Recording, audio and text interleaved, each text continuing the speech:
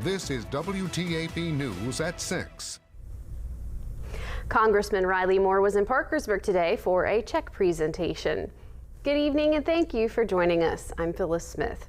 Congressman Riley Moore was in Parkersburg to celebrate new funding to upgrade one of the city's aging facilities. Our Chase Campbell talked to the congressman and Parkersburg Mayor Tom Joyce about what the money will be used for.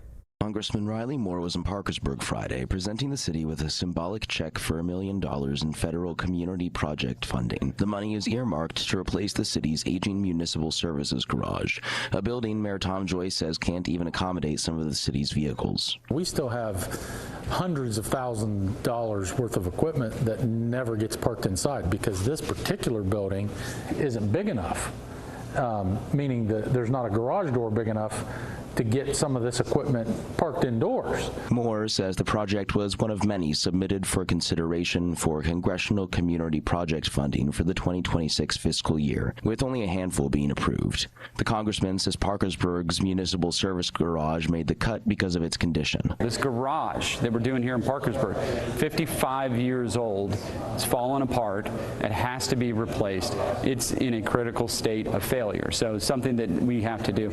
Moore called the $1 million a down payment, and Joyce noted that the city will need additional funding down the road to complete the project. I can assure you this $1 million is a great start, but it's not going to be enough to complete. It's just the cost of building things. Joyce said he couldn't speculate as to how much the project would ultimately cost the city or how long it would end up taking to complete, noting that the city is still in very early stages of developing the project.